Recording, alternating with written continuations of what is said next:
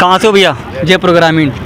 जयपुर ग्रामीण से। हाँ मेरा आपसे एक सवाल है, अग्निवीर योजना हाँ, ये सही है या गलत? बहुत गलत है। कैसे?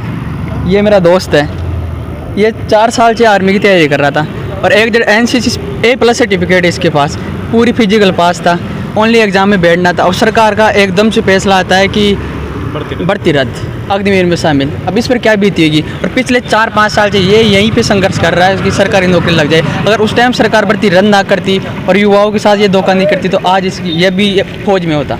पैसे की कमी है और आज आर्मी में कौन जाता है? ग्रामीण परिवेश के जो किसान परिवार से बिलोंग करते हैं। और मोदी किसानों के साथ शुरू से गलत किया, जो 3 काले कानून लाया और ये अग्निवीर ला के गरीब किसानों के बच्चों के सपनों को तोड़ दिया आर्मी में जाने के मोदी ने। और इससे वो बड़ा दुख और किसान और ग्रामीण परिवेश के बच्चों के लिए क्या होगा। कोई ऐसे 2 काम जो आपको लगा कि मोदी जी ने अच्छे किए हैं? पहला काम 370, जो भी पूरा काम नहीं किया, वो छोटा सा काम किया है वो, इसके अलावा कोई भी काम मुझे अच्छा नहीं लगा अभी तक। तो 370 और राम मंदिर के अलावा 370 राम मंदिर के अलावा कोई भी काम, 3 तलाक वाले ये काम देख लो जो हाँ कि मुस्लिम महिलाओं के सशक्तिकरण पर थोड़ा बहुत जोर दिया है, हाँ वो ठीक काम किया है। और एक और सौर ऊर्जा पैनल वाला, सोलर पैनल वाला बस, और तो कुछ भी नहीं। महंगाई और बेरोजगारी को लेकर क्या किया? महंगाई बेरोजगारी तो बढ़ती ही जा रही है। और हंगर इंडेक्स में देखो ना आप, जो बेरोजगारी महंगाई की बात कर रहे हो, हंगर इंडेक्स में आज देश का कौन सा स्थान पर कहाँ पे आके नीचे गिरते जा रहा है रैंक भारत की। आप कहाँ से हो? आप कहाँ से हो?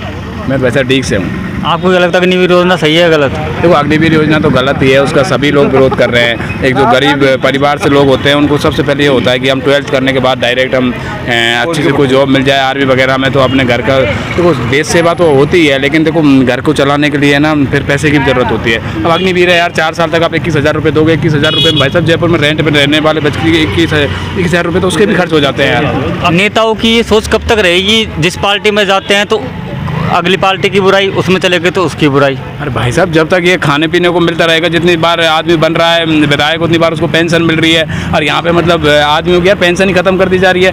देखो आज व्यक्ति जॉब करता है, सोचता है कि यार मैं 60 साल का जब हो जाऊँगा, मैं रिटायर होऊंगा तो मुझे पेंशन तो मिलेगी कम से कम।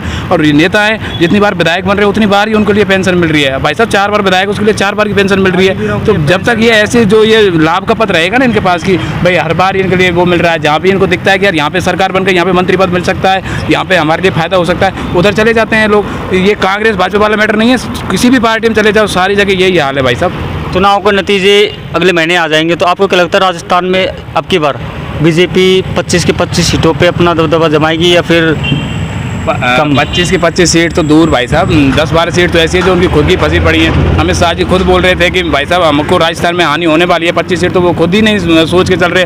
राजस्थान के नेताओं की तो हालत वैसे ही खराब हुई पड़ी है। वसुंधरा जी घर से बाहर नहीं निकली प्रचार करने के लिए, तो काहे की 25 सीट आएंगी भाई साहब उनकी।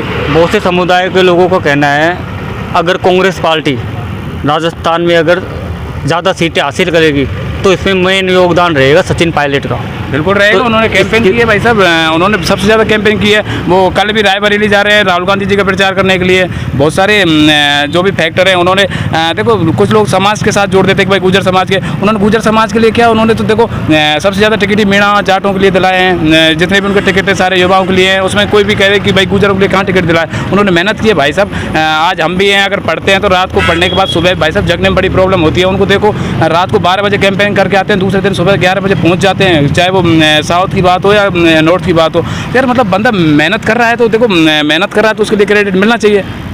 अशोक गहलोत जी की तो उम्र हो चुकी है, अगले मुख्यमंत्री के रूप में राजस्थान में आप किसका चेहरा चाहोगे? देखिए अभी तो 5 साल पड़ी हैं, लेकिन इनमें अब जो संघर्ष करेगा, चाहे वो पायलट साहब हो या फिर देखो डोटासरा जी हो, कोई भी हो, लेकिन चेहरा तो देखो पायलट है। बेचारे ने पिछली बार मेहनत की थी, कितनी मेहनत की थी, तो उसके लिए मिलना चाहिए। अब वो कहाँ 21 सीट आई थी, कहाँ 99 पे लेके चला गया था, फिर अब की बार जब उसको चेहरा नहीं बनाया गया, कितनी अच्छी योजना थी गहलोत जी की, लेकिन फिर भी नहीं आ पाए ना फाइट में। 70 सीट आई हैं उनकी, तो प्रॉब्लम यही हुई ना। अगर उसको चेहरा बना देते, जो वो 25 सितंबर वाला जो कांड हुआ था 2023 वाला, उसमें अगर उसको चेहरा वो मुख्यमंत्री बना देते, क्या हो जाता? 4-5 महीने रह लेते यार। बच्चे गहलोत के तो बच्चे समान है वो यार। अगर बहुत से समुदाय के लोगों का ये भी कहना है अगर इस बार चुनाव में सचिन पायलट जी पहले की तरफ प्रचार करते, अगर उनको मौका दिया जाता तो आज ये दिन नहीं देखने पड़ते, बीजेपी सरकार यहाँ बनती ही नहीं।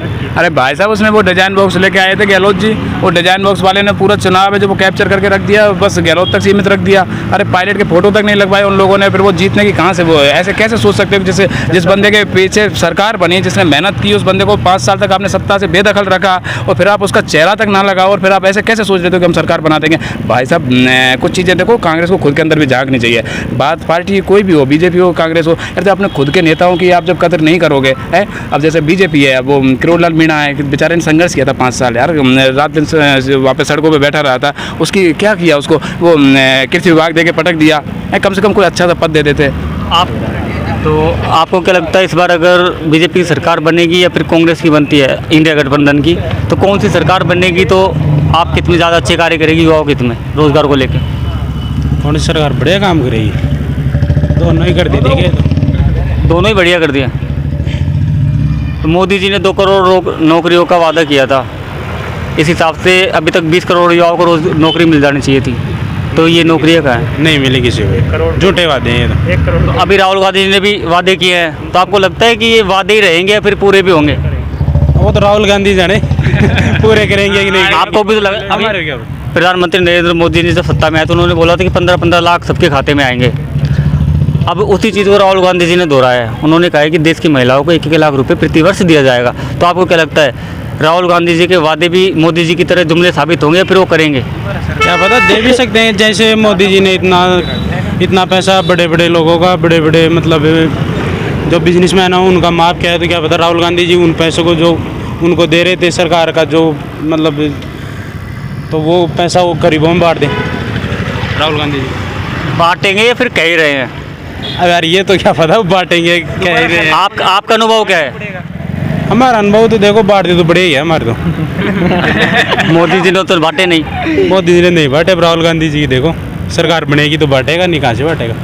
तो आप क्या चाहते हो, राहुल गांधी जी को एक बार मौका मिलना चाहिए? नहीं, मौका मिलना चाहिए, युवा है, युवा तो कहाँ है, लेकिन युवा ही है बंदा। तो आप किसको समर्थन दे रहे हो इस बार चुनाव में, बीजेपी को या फिर इंडिया गठबंधन को? पायलट को दिया है, पायलट के संग हम तो। आप पायलट के साथ हम तो बीजेपी या बीजेपी या इंडिया गठबंधन? कांग्रेस, पायलट कांग्रेस में, तो कांग्रेस पे देंगे। आप पायलट के साथ। आप मतलब मैं तो जैसे हवा बदलती है ना उसके अकॉर्डिंग मैं तो देखो आप एजुकेटेड पर्सन को मौका देंगे हम लोग। एजुकेटेड मतलब राहुल गांधी को मौका मिलना चाहिए? देखो, मौका उनको मिलना चाहिए जिन्होंने संघर्ष किया है, सड़क के ऊपर धरातल पे संघर्ष किया है। बाकी चाय बेचने वाले तो आज रेलवे से लगा के पूरा सरकारी कार का नहीं बेच रहे हैं। तो आपका सीधा से सारा मतलब इंडिया गठबंधन को मौका मिलना चाहिए? नहीं, मैं नहीं कहता मैं इंडिया गठबंधन को समर्थन कर रहा हूँ, मैं ये बोल तो रहा हूँ आप मोदी जी का भी तो नहीं कर रहे? मोदी जी का क्यों करेंगे बताओ? एक कारण तो एक तो नेता आएगा, फिर 100 कारण गिनवा रहा हूँ, मोदी का समर्थन नहीं करेंगे सर। हाँ, मैं मानता हूँ उनकी बीजेपी की विचारधारा है वो सही है, लेकिन उसके अंदर नेता है भ्रष्ट है। आज एक मामला उठा दो पहलवान बेटियों वाला, वहाँ पे ब्रिजभूषण सिंह करके है, बाहुबली की पहचान दे दी उसको। उसने किया क्या है? पहलवान बेटियों का रेप किया, उसके ऊपर आरोप तय हो गए, आज भी बाहर घूम रहा है, उसका बेटा टिकट लेके आ रहा है, उनके वो स्टार प्रचार है, उनको ये पहलवान बेटियाँ क्या है किसी एक जाति विशेष को टारगेट नहीं करी? बताओ, पहलवान में कौन है? सब किसान कौम है। किसान नियम लाए, वो किसके ऊपर लागू थे? किसानों पे लागू हुए थे। अग्निवीर कौन थे? जिनके बेटे, किसानों के बेटे जो सड़क पे दौड़ते टोलते हैं, सुबह से शाम तक मेहनत का पसीना बहाते हैं, उनके ऊपर है, तो वो टारगेट नहीं करते किसी जाति विशेष को। आप बताइए, कांग्रेस में हमारे को पता हो कि यहाँ पे वो जातिवाद हो रहा है या फलान हो रहा है? नहीं हो रहा साहब, कुछ नहीं है। तो कहने लेने की बात है, समर्थन उसको ही किया है। एजुकेशन की बात करेगा, नई नई टेक्नोलॉजी की बात। मोदी जी बोलते हैं 144 करोड़ परिवार, ये मेरा परिवार है, पूरा देश मेरा परिवार है। तो क्या उनके परिवार में अरुणाचल प्रदेश नहीं आता, किसान नहीं आते, लद्दाख नहीं आता, मणिपुर नहीं आता, तो फिर उनके परिवार में आता कौन है? देखो, उनको प्रधानमंत्री की सीट दी है, अब प्रधानमंत्री उसको ही बनाएंगे जो पूरे भारत के जितने भी नागरिक है, जितनी पॉपुलेशन है, उनको अपना एक परिवार मानेगा।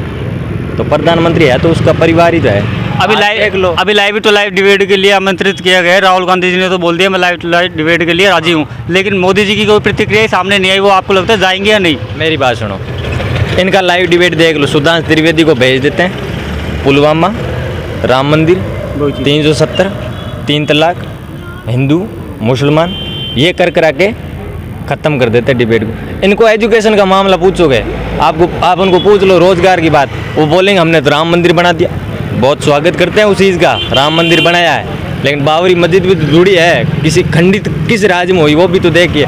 बहुत स्वागत करते हैं उस चीज़ का, लेकिन बात ये रोज़गार बेरोज़गार पे नहीं करते हैं। इनको मुद्दे की बात करनी चाहिए, चिकित्सा पे बात करें, एजुकेशन पे बात करें, नई नई टेक्नोलॉजी की बात करें, नए इंडिया के निर्माण की बात करें।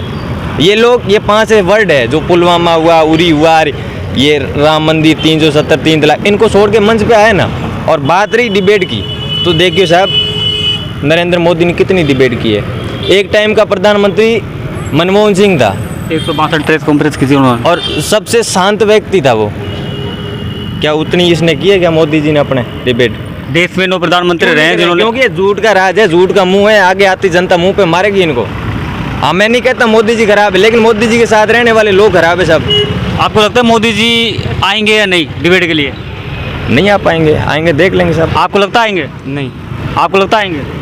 देख लेंगे अब आएंगे कि नहीं आएंगे वो तो। आपको क्या लगता है? नहीं आएंगे, आपको क्या लगता है? यार वो प्रधानमंत्री के पद पे बैठा हुआ आदमी है, अब ऐसे थोड़ी है कि कल को आप कहोगे भैया यहाँ पे आ जाओ, वो वहीं पे आ जाएगा। यार ऐसे थोड़ी आएगा। आपका मतलब बिजी है? बिजी है? चुनाव चल रहे हैं यार, अब वो हर जगह थोड़ी आते घूमेंगे यार, ऐसे थोड़ी है। बीच में अब राहुल गांधी जी उनके पास खोने को कुछ है नहीं, जो भी है वो पाने के लिए है। तो वो बंदा अब ये वो ठाली बैठा है, ठीक है भैया जहाँ बुलाओगे वहाँ आ जाएंगे। अब वो अमेठी को छोड़ के आ गया यार, रायबरेली खुद की सीट को छोड़ दिया। मतलब क्या है यार, मतलब सीट तो नरेंद्र मोदी ने भी छोड़ के आ रहा, वो भी गुजरात से यूपी आगे लड़ाई कोई मुद्दा कार्यकर्ता निराश होती है यार। और बात की लाइव डिबेट की, प्रधानमंत्री तो आपका मतलब है अब कोई भी सरकार आए रोजगार को लेकर अच्छे कदम उठाए। हाँ, तो ये थे जयपुर के युवा जिनकी एक ही मांग है, अगर सरकार किसी की भी बने लेकिन रोजगार के लिए कुछ करे। कैमरामैन महेश शर्मा के साथ राकेश जांगीर, इंडिया टीवी जयपुर।